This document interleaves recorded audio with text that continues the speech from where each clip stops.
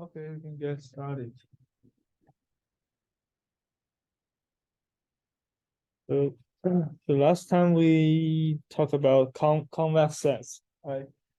So it's defined as the set of points in which, if you pick any two of the points and connect them with a line segment, then this entire line segment is inside the set. If this property holds, then we call this set a convex set.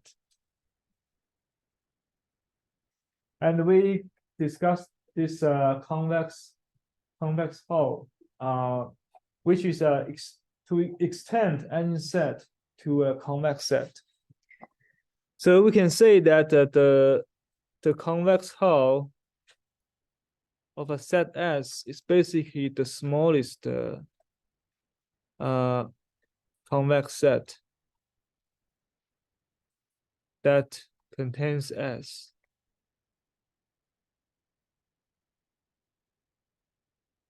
Okay, the smallest convex set that contains S.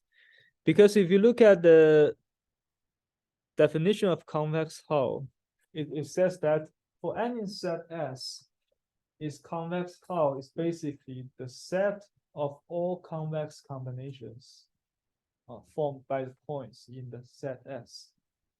So if you do that, basically you are extending S using all the possible convex combinations, right? So this will generate the smallest convex set that contains S. So in this case, if we start from this is a non-convex set, right? And the smallest convex set that contains this set is basically just draw this line that connects these two points, and then we include all these points inside to the set. This will generate a convex set. Okay, so these are the additional points that we put into the set to make it convex. So this is convex.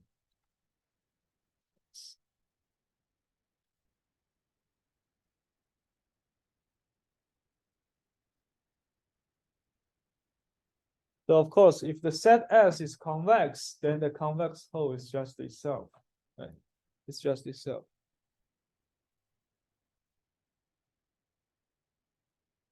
And there are some operations that preserves convexity. For example, if you take any two convex sets and consider their intersection, it is still a convex set. So intersection will preserve this property, convexity. And the affine function, if you map a convex set to another set through an affine mapping, then the image will also be convex. So we will go over this one by one. Briefly look at this. Okay, so the intersection property says that basically the intersection of any number of convex sets is convex. You can utilize this property to prove the convexity of many complicated sets. For example, here is a set in Rm. Okay, is all the set of points X such that this inequality is satisfied. What is this inequality? This PT, the absolute value of PT is less than 1. Well, PT is defined as follows. It's x1, the first coordinate times cosine t, second coordinate times cosine 2t, and so on. So for this PT function, the absolute value is less than 1, and well t is less than pi over 3. Okay, so you look at all the points X such that this one holds for all the values of t.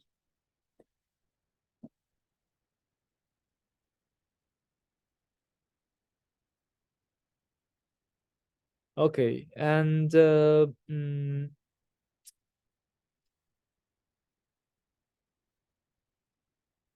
So how can we show that this is a convex set or not? What we can do is to let's write down the set S explicitly. So set of points such that, well, PT is basically, I can generate a let us define vector A to be, this cosine functions, right? And then PT is basically X dot product with A. Let's call it AT. Okay. Let's call it AT. It's just dot product.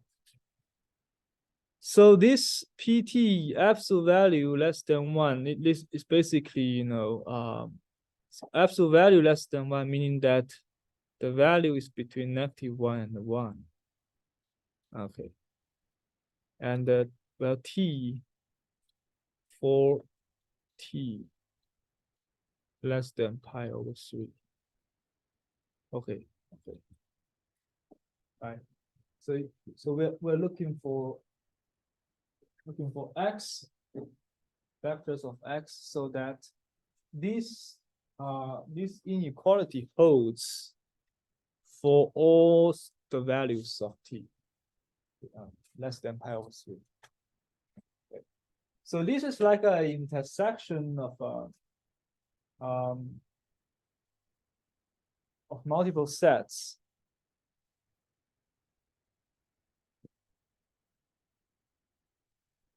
This is like let me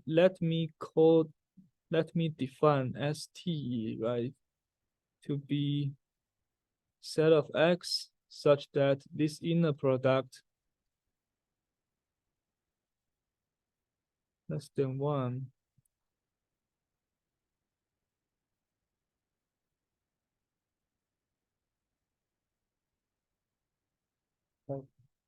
I define set ST as if T is fixed. Give me a T, I define ST as follows. Right, then S is basically the intersection of these sets over T.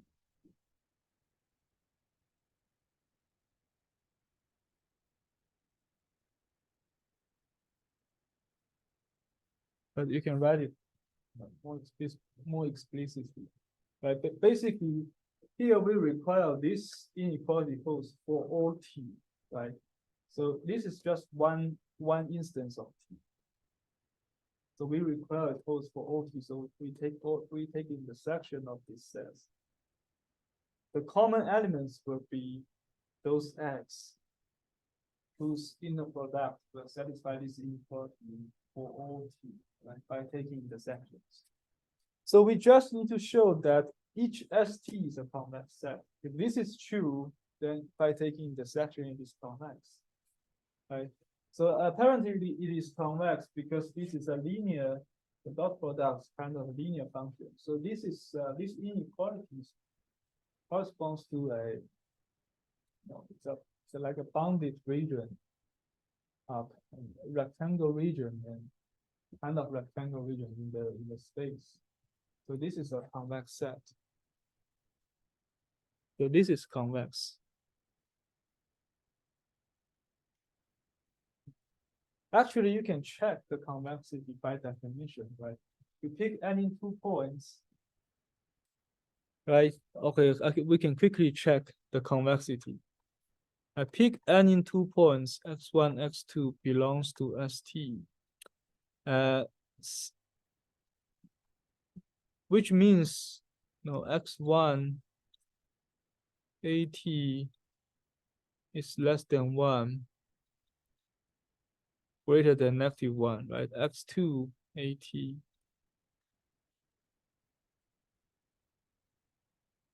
and then we need to show that x theta belongs to ST. You can check that because it's a linear inequality. You can just add them up. Okay, so you can check this by yourself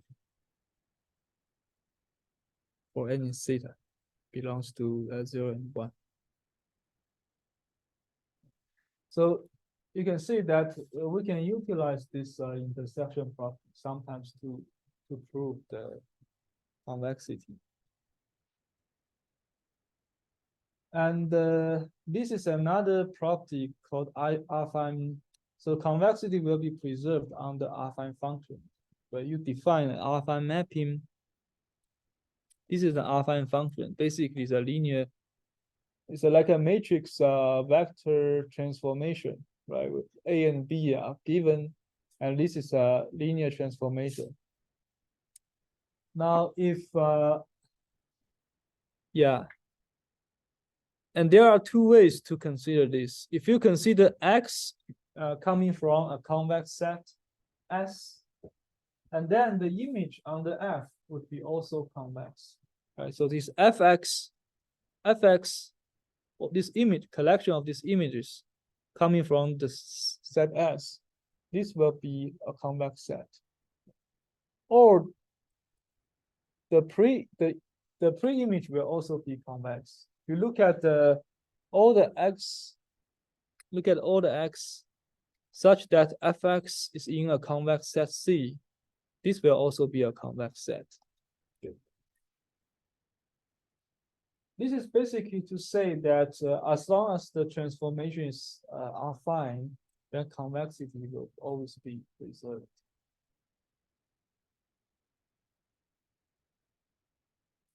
And the following examples are some examples of sets that are convex and which can be proved by using this affine property.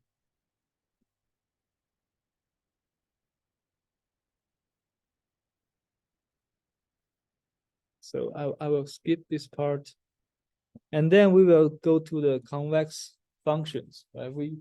So up to now we have talked about convex sets, which is basically the sets in a high-dimensional space.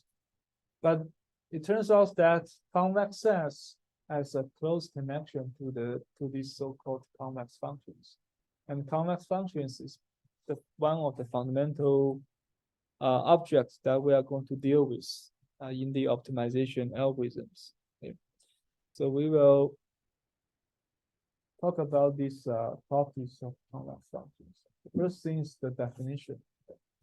When we say functions in this course, we are talking about fx, right? So x is in a high dimensional, it's a vector in high dimensional space. And fx is a mapping, is a function, which is basically a mapping from x to a real number. Okay. Okay.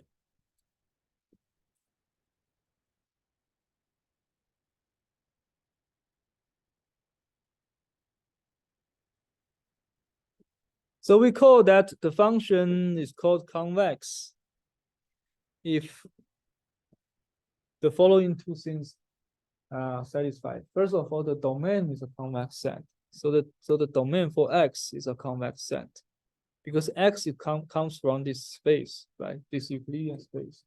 If the domain is convex, and also moreover the following inequality are satisfied.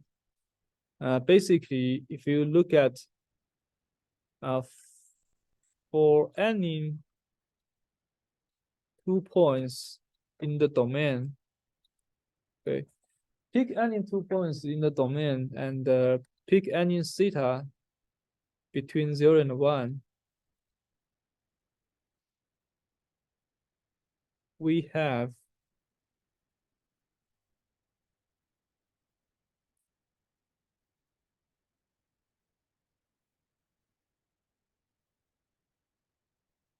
this inequality holds. Right. The left-hand side is the function value evaluated at the convex combination of these 2 points. But remember, we call this is x theta, right? The convex combination that we discussed the previous week. any 2 points combined. This is a convex combination with coefficient theta and y minus theta. And theta between 0 and 1. Function value at the convex combination is less than the convex combination of these individual function values.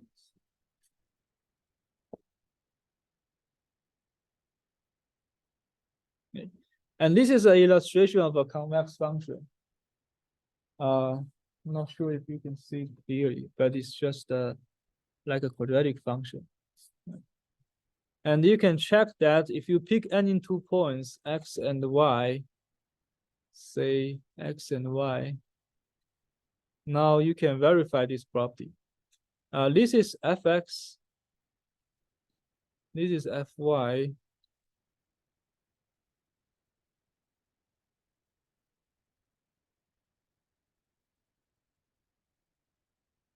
Yeah.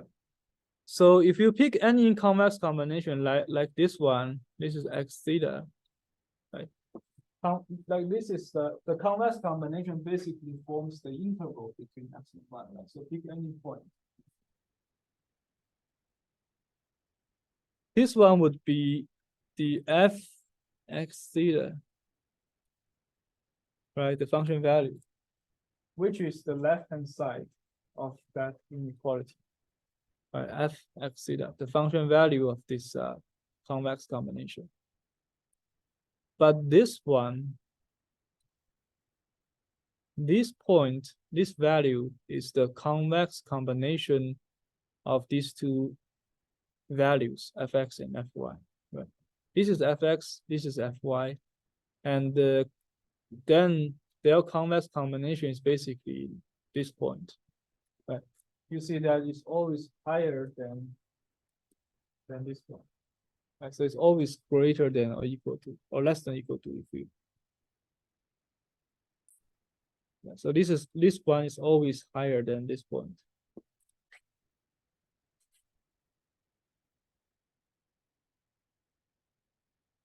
Okay, so this is a definition of convex functions. We will see many examples later. But this has to be satisfied for any x and y in the domain, and for any theta. And we call function concave if the negative is convex. Okay. If negative f is convex, we call the function concave. But it's just the opposite, complementary case. And we call the functions strictly convex if this inequality is always strict, right? So it never achieves, as long as x is not equal to y, it never achieves equality. So in this sense, we call it strictly convex. It's always strictly less than, the left-hand side is always strictly less than the right-hand side. For example, this figure, this function is a strictly convex function. So what would be a convex function that is not strictly convex? Well, it's for example, a straight line. If a function is a straight line, a linear like ax plus b,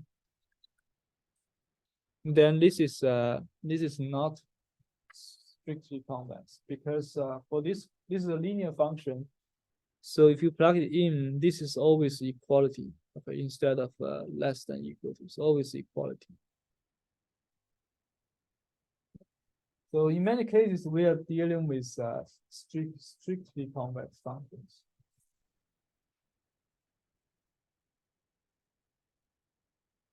Okay. So these are just some definitions of convex functions, and we have many examples. Like the basic, the simplest example is this, like linear functions, ax plus b, right? We know that it corresponds to a straight line, it's linear. It is also convex. Also, the exponential functions are convex. We can verify that. We have later on we will show how to verify convexity. Okay. Powers of absolute value and negative entropy. Okay. Like these are one-dimensional examples, right? The functions is a one-dimensional examples on on R. So it's one-dimensional functions. And the following are concave functions.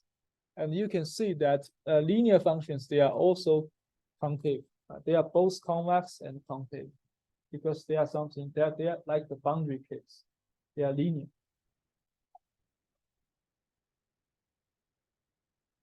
And the power functions, well, this alpha is between 0 and 1. This is concave, and log functions concave. And these are some high-dimensional examples of convex functions.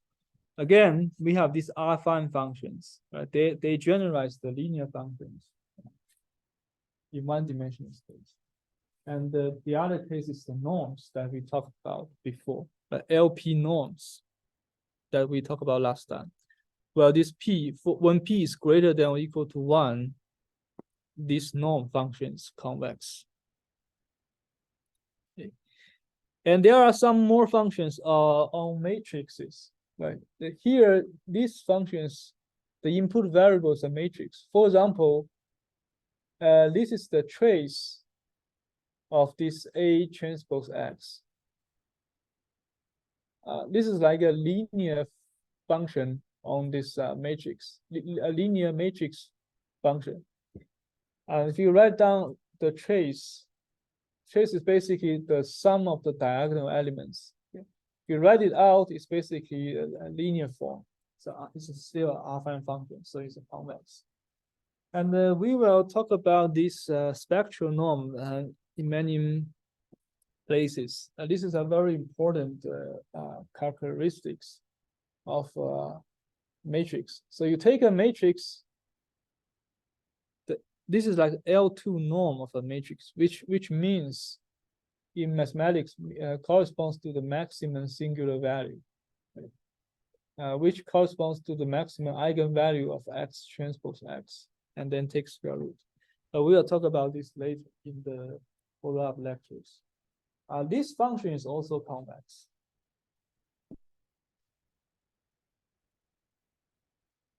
But proof is not that straightforward because here we are looking at singular values.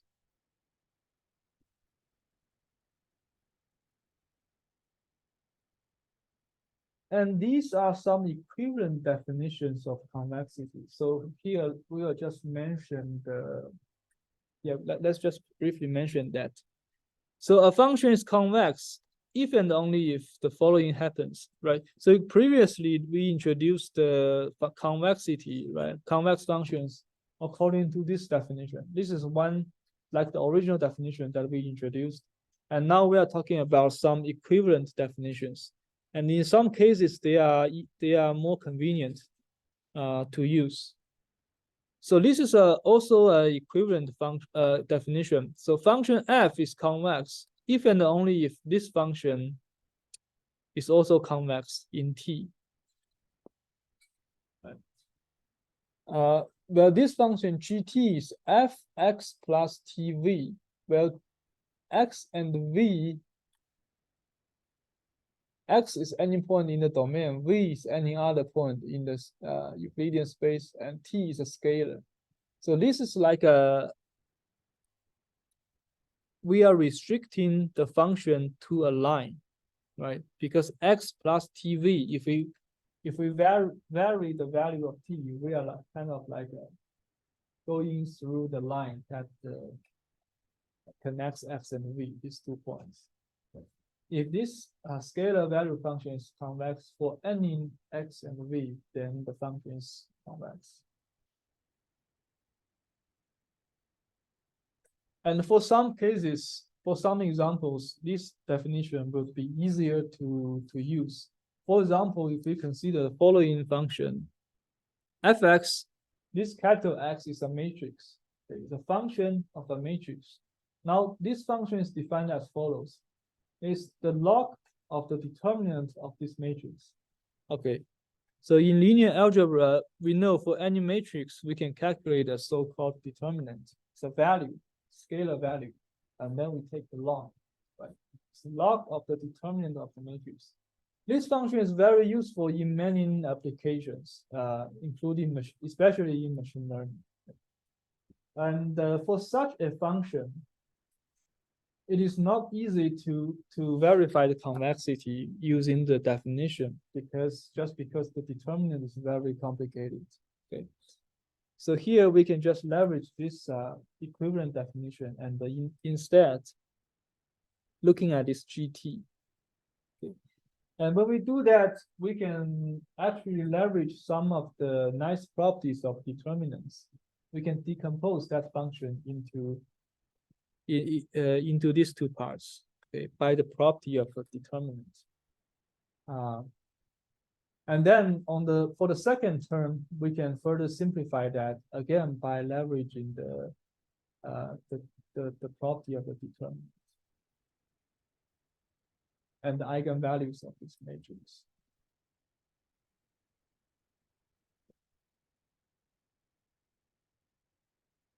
But you see, the reason that we want to do this decomposition is that after the decomposition, this function GT, right, is a function in T. So if you look at where T is located, now we have separate T from X in this determinant, right? Now they are in two separate terms. And for this term, this is a sum of scalar value functions. It is very easy to verify that these functions are convex, are concave, sorry, because they are log, right? So log 1 plus t. So they are intuitively they are concave functions. And since they are concave, some of these concave functions are concave. So in the end, GT is a concave function. And because GT is concave, so we conclude that F is a concave function as a function of matrix X.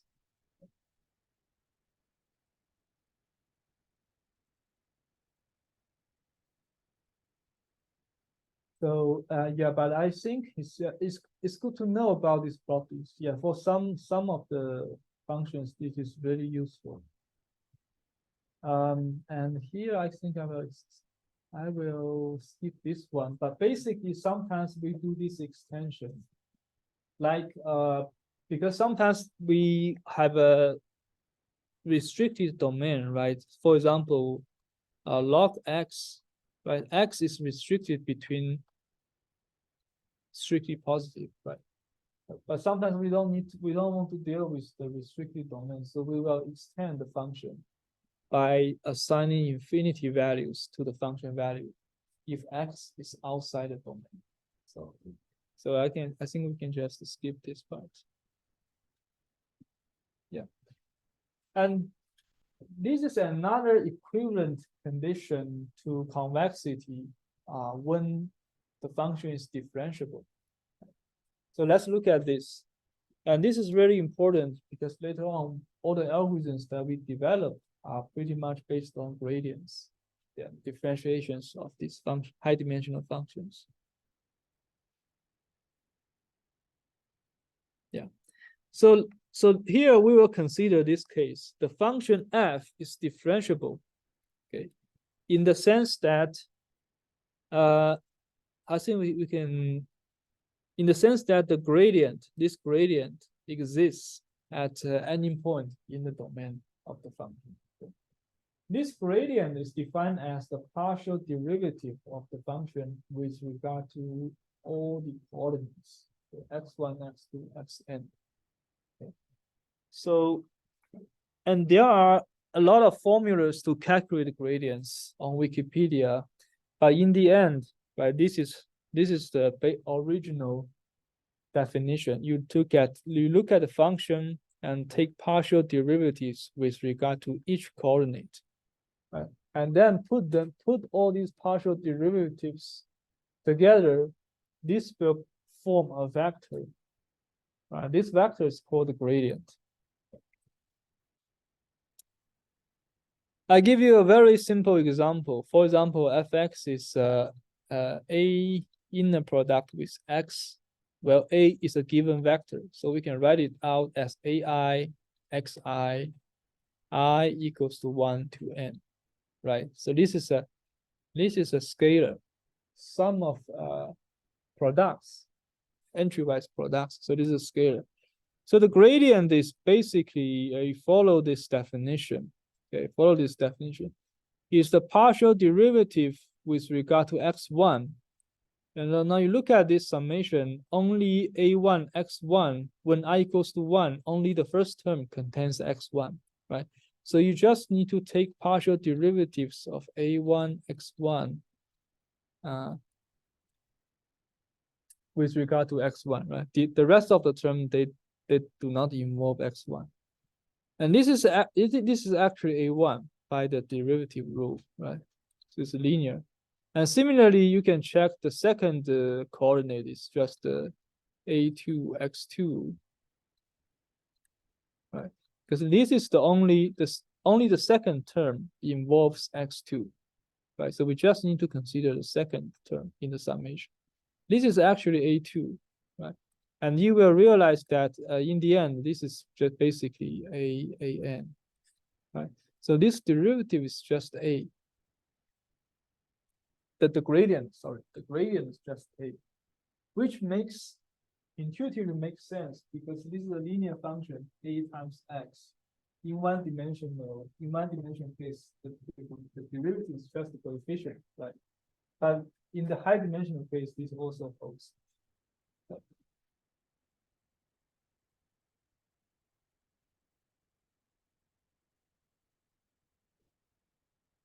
And then we have this first order characterization of convex functions. Okay, so if a differentiable function, a differentiable function f is convex if the following holds for any x and y in the domain.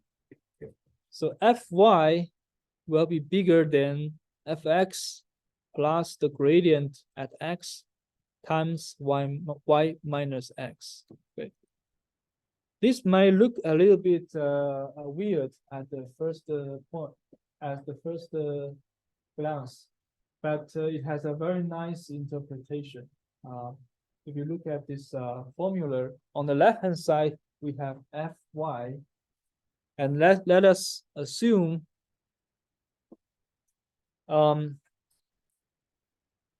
so consider this quadratic example, right? This is the function fy, right? And this is a y the axis for the variable, right? Y and fy. Okay, now the first order condition says that fy will be bigger than the right-hand side. And the right-hand side, I can view the right-hand side as a function of y, okay, for any fixed x, right? The right-hand side is what? Is fx plus nabla fx transpose y minus x. I view this guy a function of y. Okay, I view it as a function of y for any given x. For any given x. And if you so maybe we can call it fxy, right? Is a function of y for any given x. But this function, apparently, if you choose different x, this function will be different, right? But it has some nice properties. Look at that. Because of this y minus x, we know that if y equals to x, then it will be just fx. So you can check that. Suppose x is here. Okay, suppose x is here, and this is fx. And then this would be, this tangent line would be fxy. This tangent line would be fxy.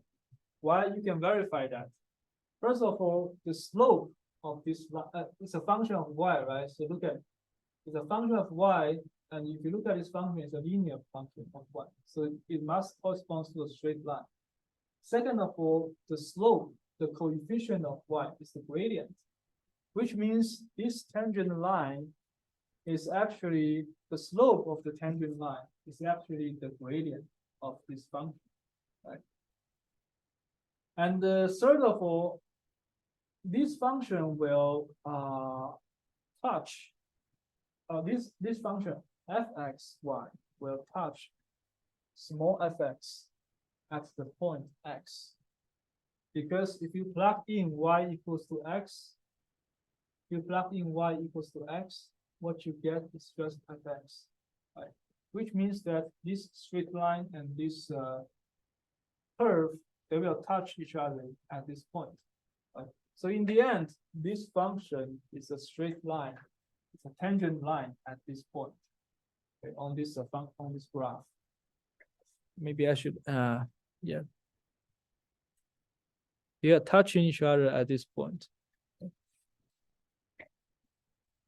And the convexity basically says that the graph of this quadratic function, right, of your function of interest should be always above this tangent line. So this is intuitively the definition of convexity. And this must hold for any x and y. So essentially what it means is that if you pick any point on this graph and draw a tangent line, the line will be below this graph, below this curve. And this is called convex, right? If you draw any point, they are below the curve, any tangent line. If it is the other way around, then it is called concave, right? But they are symmetric. So we just need to talk about the convex case.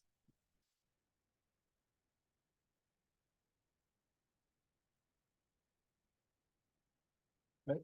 Questions?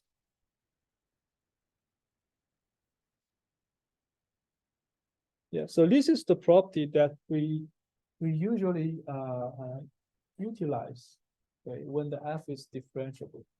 This inequality provides an approximation of the function.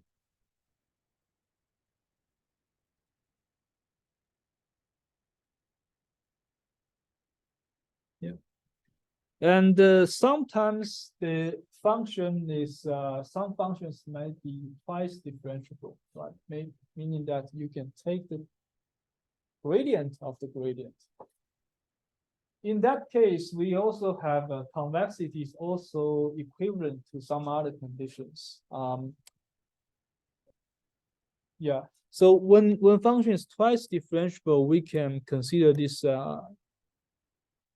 in the high dimensional case, the second order gradient will be, we call it the Hessian matrix, right? It's like the, so this 2 stands for the second order gradient, but now it is a matrix instead of vector. So it is given by n matrix, and it's basically the second order partial derivatives with regard to any pair of variables xi and xj. Okay, it may look complicated, but that's the definition. So once you have this second order Hessian matrix, then convexity can be equivalently characterized as the following condition. So F is convex if and only if this Hessian matrix is positive semi-definite. We know the PSD of a matrix, right? It's like there are some criteria that we can check.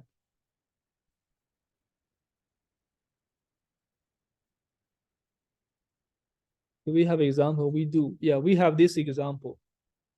Fx is a quadratic function. Okay, it's given by 1/2 x transpose p times x plus q transpose x plus r. Okay, here r is a number, scalar. Q is a vector, given vector. P is a given matrix. Okay, So this is like a second order function because the first term involves x times p times x, right? So maybe I should write it more explicitly. So fx, right, by default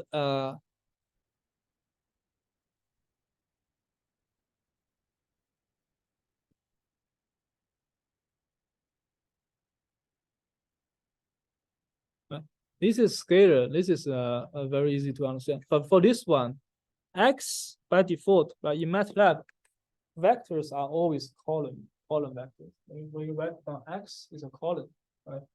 So this guy x transpose would be what? X to the transpose is a row vector, right? And P is a matrix, and X is a column, right?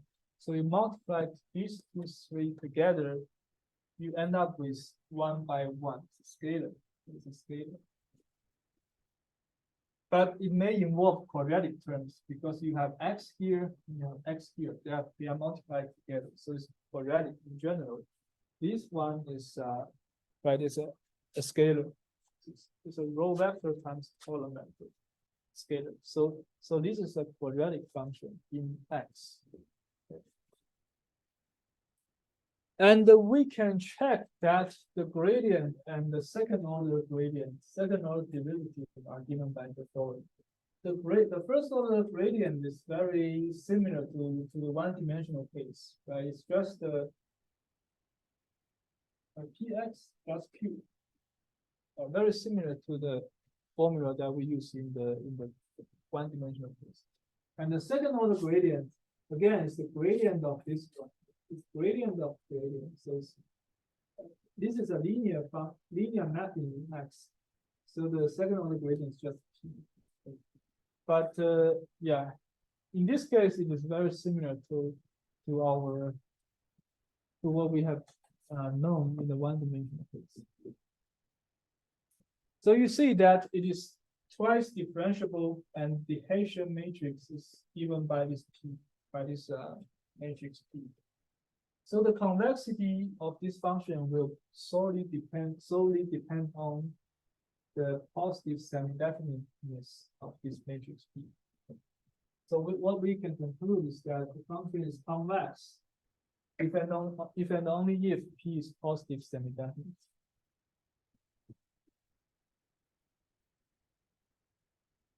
Yeah, and a very commonly used formula is this question. Would it need to be P transpose in the first order gradient? I think it's just P. Yeah, it's a little bit weird, but it is not P transpose because well, I guess you have to go through the definition of gradient and write it down. It is just px. Yeah, it is just px. There are some calculus rules that we can apply to compute the gradient of high-dimensional functions. They are on Wikipedia, but this is one of the rules. And this least square is a special case of this quadratic function. Okay. And we will see in our homework that in many machine learning signal processing applications, it is about this doing this square. The basic idea is like we want to find an x that solves this equation, very simple linear equation. So maybe one of the ideas is to try to find an x and minimize this error. I consider their difference. I'm trying to minimize this error.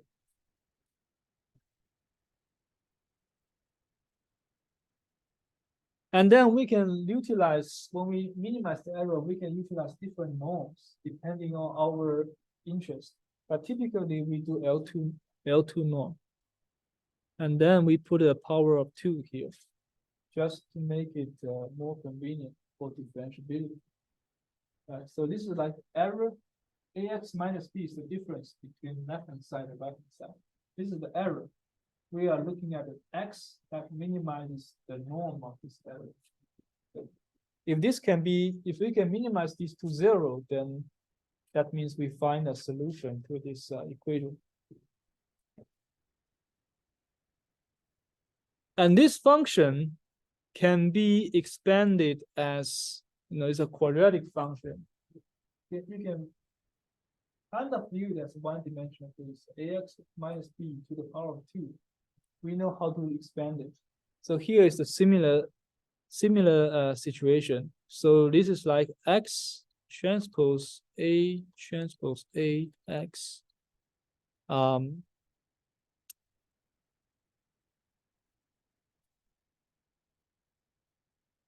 Yeah, plus, oh, sorry. And then it's the cross terms. Minus 2 times b transpose ax. Okay. This is a cross term. And then the third term is b.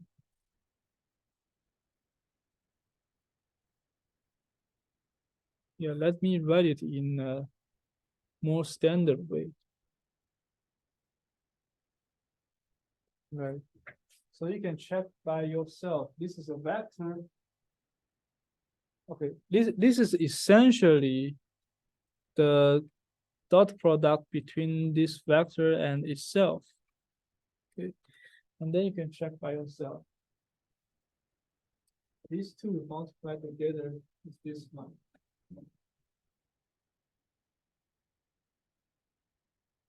And the cross terms gives this one. And this one's b times b transpose b. And this is exactly in the form of this one, this example, right? Well, this p is just a transpose a. This p is a transpose a. That q is something like b transpose a. Okay, and r would be b transpose b. So you can have a 1-to-1 correspondence. And then you can utilize that result. You can conclude that the gradient is this one.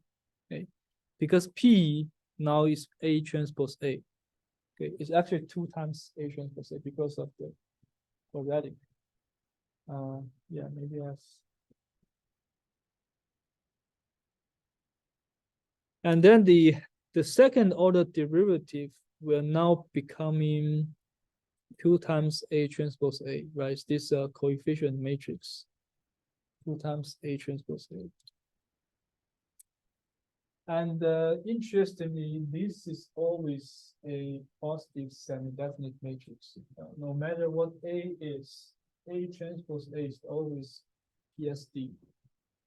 Right, a linear algebra conclusion. So this one is always PSD, which means this least square objective function is always convex. Okay, always a convex function.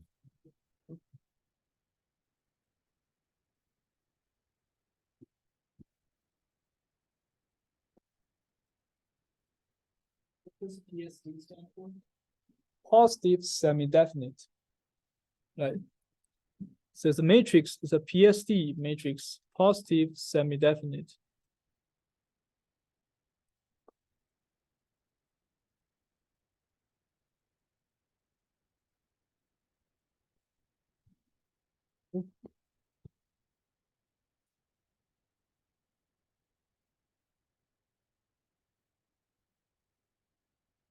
Okay, so this is about second order factorization of convexity. And I'll skip this example. There are some more examples. But let's look at this. Okay, the first example is also very frequently used. It's a log sum exponential function. Okay, what is this function? Takes a vector x and then we compute the following. We compute the exponential of each coordinate and then sum over these exponentials, right? Sum over these coordinates. Sum over exponential of the coordinates. After that, we take the log. Okay. It's a function, right? It's a function because it maps a vector to a scalar. This function is also convex. It's also convex. Because we can show that, I'm not going to show it, but we can show that the second order derivative is given in this way. Well, this z vector is just exponentials. So you can check this action is PSD. We can check that this action is PSD. And to check PSD, we just need to check that for any vector v, this inequality holds. That's a definition of PSD. But so I will skip all this. Right, assume that this is true. So this log sum exponential function is a convex function. Can you tell me when will we use this function? What is the purpose of this function? It's a log sum exponential of all the coordinates.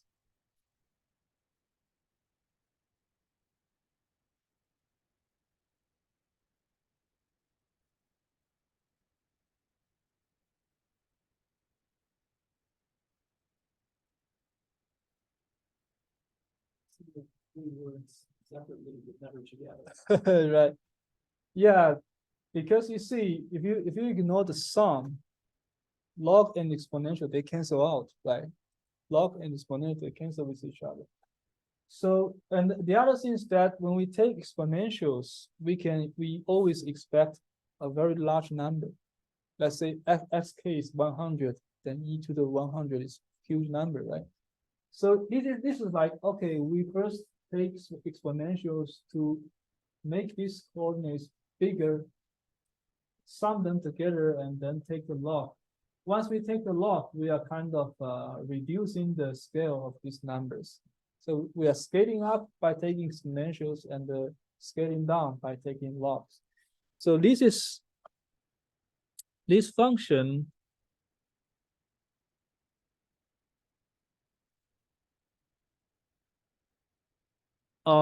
this function, right, approximates the infinity, the maximum function.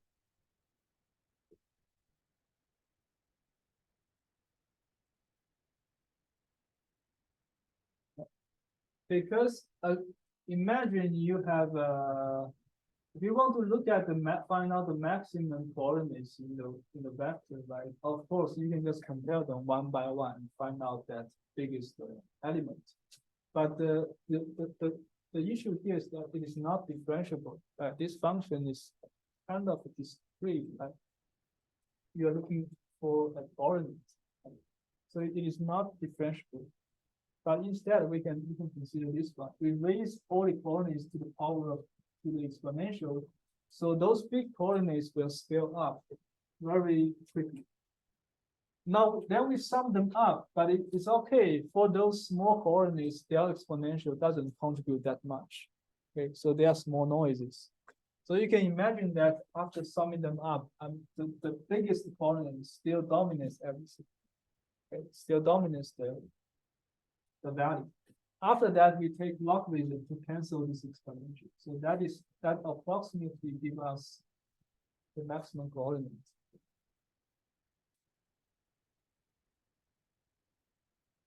Okay. People introduce this function just because sometimes they're differentiable, they are nice, so we can just use them in machine learning pipelines. They are all field is automatically generated.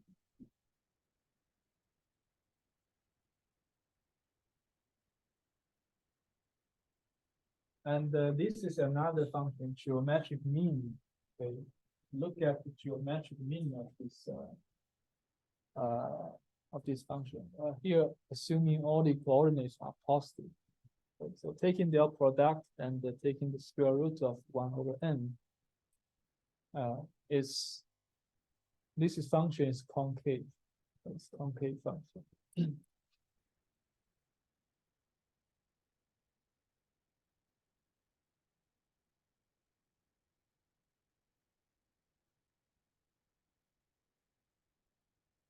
Yeah, and I will here I will only comment that there's a connection between convex functions and convex sets. Because at first, this seems to be two different concepts. Convex sets, we are talking about a set in the Euclidean space, and we're talking about the intervals. And the set contains all the intervals that connects the points in the set. But for convex functions, we are talking about functions, and we introduce all the previous definitions. But actually, these two has a close connection. The connection is that if we consider the epigraph of the convex function, then this epigraph is a convex set. Function is convex if and only if the epigraph is a convex set. Now, what is epigraph? I will not go into the details here, but basically, it corresponds to, if you have a convex function like this, sorry, it is not convex. You have a convex function like this, or maybe let me draw a random function. If you have a random function like this, what is the epigraph? Epigraph is like you draw a vertical line, and then you look at this these areas. You look at these areas, at this the function graph, okay, below this vertical line, below this vertical line. Look at this set shaded area. If this shaded area is convex, it's a convex set, then the function is convex. Apparently, in this case, right, this is not a convex set because of these concavities. So this is not convex. But if you draw a convex function like this, you will see that, okay, if you draw a vertical line, any vertical line is always convex. Yeah. So this is the equivalence between convex functions and convex sets.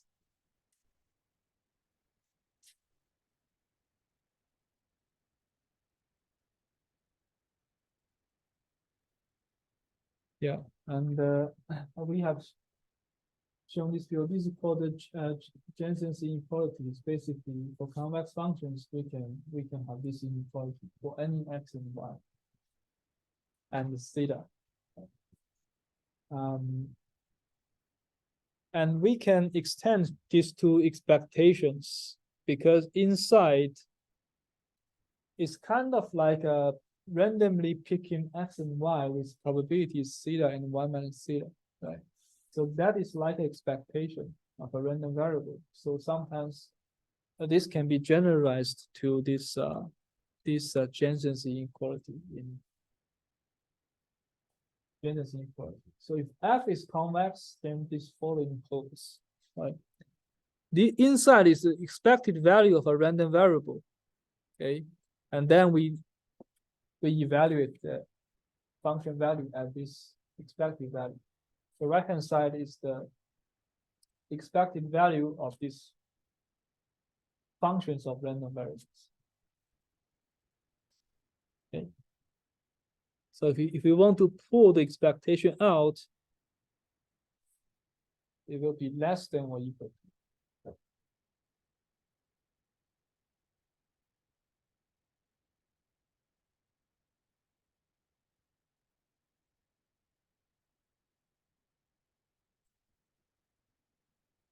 And there are so many operations on functions that preserve convexity. I will just mention some of them.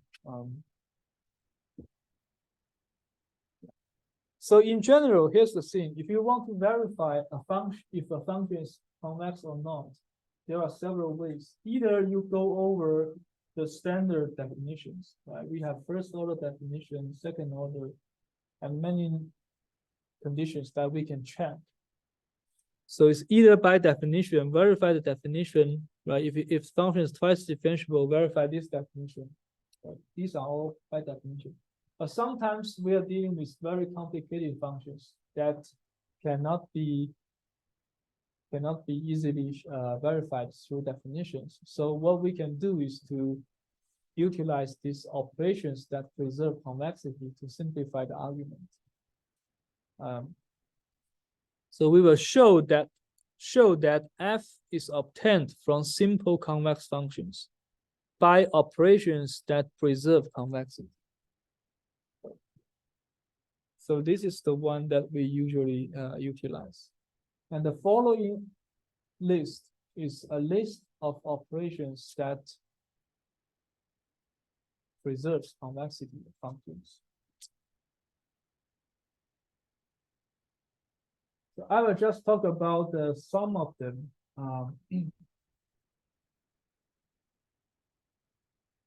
Yeah, for some of them are very intuitive. Like if f1, f2 are convex, then their addition is convex. Okay, you can prove it by definition. If f is convex, then f composite with a linear mapping, this function is convex. Okay, because intuitively linear transformation does not distort the shape of your domain. Okay.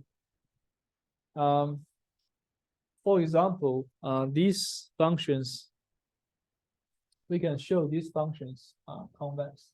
The first one is called log barrier functions for linear inequalities. Is the negative sum of this log. Right? This is often used in optimization theory to solve problems with linear constraints sometimes, because intuitively you say that suppose we want to constrain our variable x within this domain, right? It's a domain defined by a set of linear inequalities.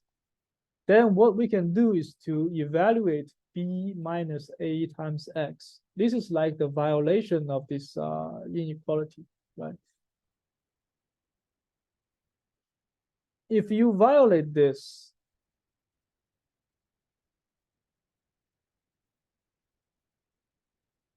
let me think about it.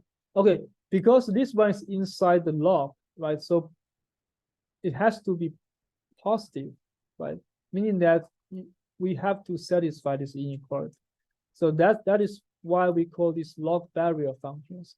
We put this difference inside the log, so that you can never go beyond 0, right? You can never become negative, and that actually helps us satisfy these inequalities. Okay.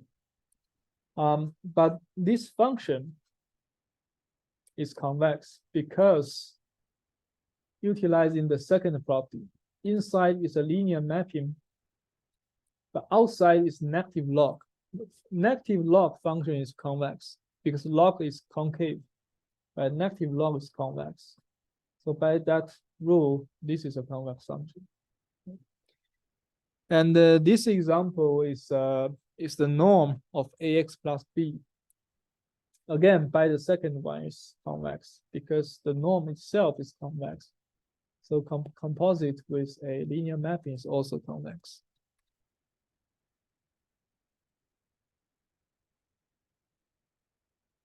And these are very important cases. So if we have a bunch of convex functions, then their pointwise maximum function is also convex. So what is this function? This function fx is defined as, I look at the values of these functions first. F1 at x, F2 at x, up to Fm at x. Looking at their values, and then I will assign the maximum value to this function. Okay. For example, if you have this is F1 and this is F2, right? Then what is Fx? Well, you are looking at the pointwise maximum. So always looking at the maximum, the maximum side. So this is Fx, right? The red line is the Fx. So normally when you consider these pointwise maximum functions, there's a lot of non-differentiability, because you can see at this point it is a sharp transition. So this point is not differentiable. So sometimes this poses a lot of problems. This function is convex.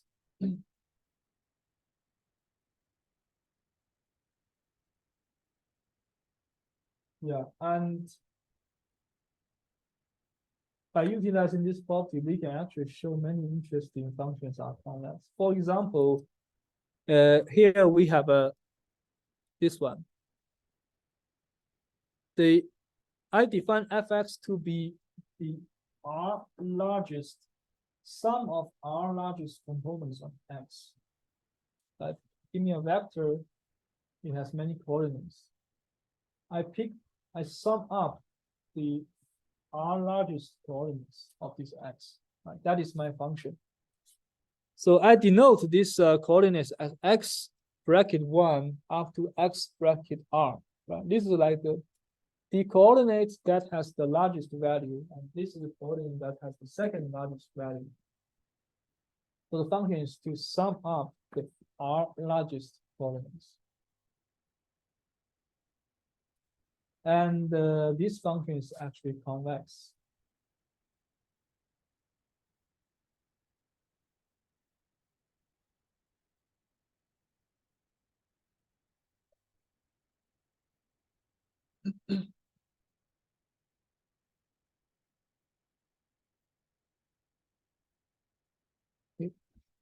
But it is not that straightforward, because in general, if you give me a vector, the largest coordinate can be in any coordinate, right? So this function is highly nonlinear. It's highly nonlinear.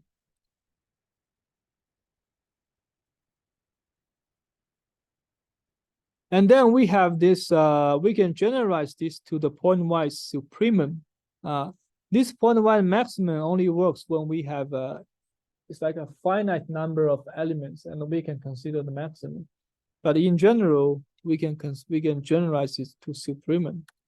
So let's say if we have a function of two variables, and then fx and y, okay, and then we consider this function. This function gx is defined as follows. You give me an x, and then I will fix this x in this f. Then I'm looking at y. I'm trying to find the supremum value of x of f over y. Okay, so now x is fixed. It's given as an input to the function g, and then I'm taking supremum over y. Okay. For this function, this is a function of x, right? Because once you take supremum over y, the y goes away. So this is a function of x. So we have this conclusion: if the function f, if for each fixed y, the function f is convex in x, then this gx function is convex. Right? If you fix this y, and then this function is convex in X, then we can conclude that this is also convex. Okay, this is a very important scenario because many important functions in machine learning and in everything can be written in this way. Okay? For example, let's consider the second example. The distance to the farthest point in a set C. Okay, so fx is defined as follows. Give me a point x. I'm looking at the right-hand side is supremum. I'm looking at this, the supremum value of what? Of the distance between x and the y. Well, the y comes from set C. Right, so you can draw a picture. If you have set C, if you have x, what you do, fx is your supremum over y belongs to C. So you can try all the points in C, see which one of them has the largest distance. Okay.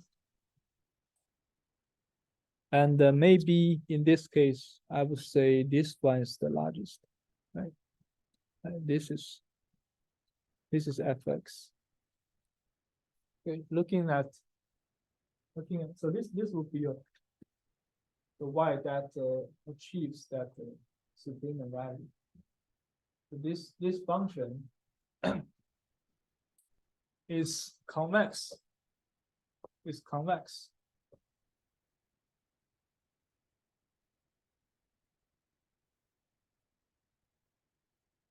Because for this function, now this is our fxy.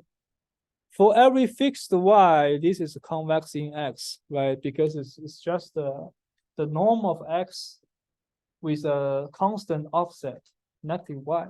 So it is convex. Inside is a linear transformation. Right? Doesn't change the convexity. So fxy satisfies that condition. It is convex in x for every y. So this supremum is convex. And the nice thing is that I think here it doesn't rely on the convexity of C. So this C could be an arbitrary set. This C could be an arbitrary set.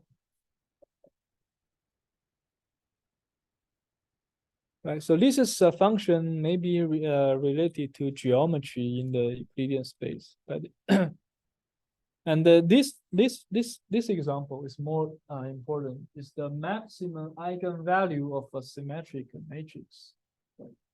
We have seen this probably in many applications. I have a symmetric matrix X. Symmetric matrix, we know they have eigenvalues, right? And I look at the maximum eigenvalue. So this is a function of matrix. The input is a symmetric matrix, but the output of the function value is the maximum eigenvalue. Now, in linear algebra, we know that this maximum eigenvalue can be written in this way. Okay, it's the supremum of this function, y transpose x times y over all the y's that have a unit L2 norm. Okay. So what does this mean? You draw a high dimensional unit ball, right, with radius 1. All these points on this sphere, they are vectors with a unit norm, right? And you can plug in all these points, all these y's into this expression, see which one gives you the maximum value. That maximum value is the maximum eigenvalue of this symmetric matrix. Right? So this is a variational form of this eigenvalue of matrix.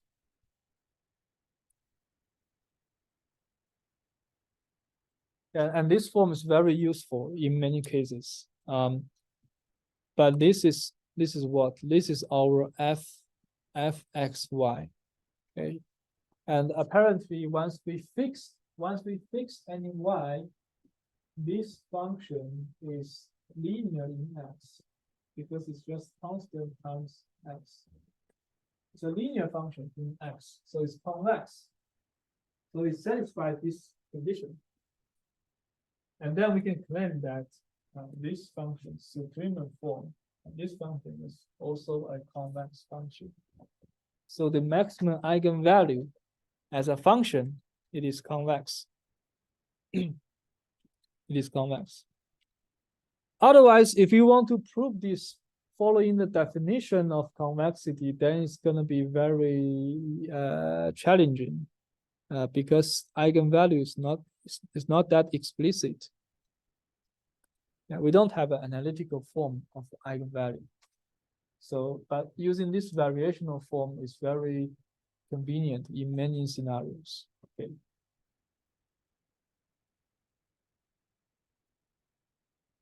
Yeah, in fact, most of the eigenvalue, singular value, we have so many different values for matrices. They all can be written in this variational form.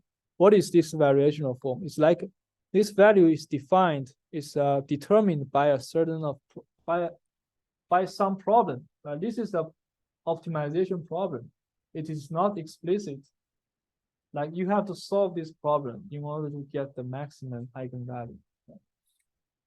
So the eigenvalue is characterized by a certain form of optimization problem.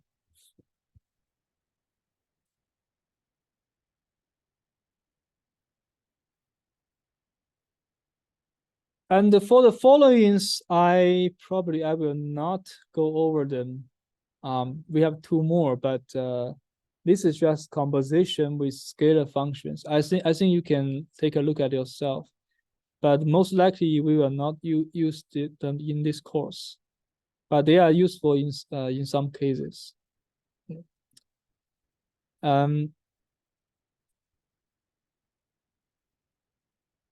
Yeah, and then we have to. Yeah, and then in the next lecture we will talk about the connection between some of the machine learning problems and the statistics. Okay, through this maximum likelihood estimation framework.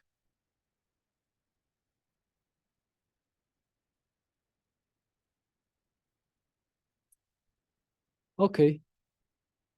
So I think we can stop here, and I think you can start to work on the first homework.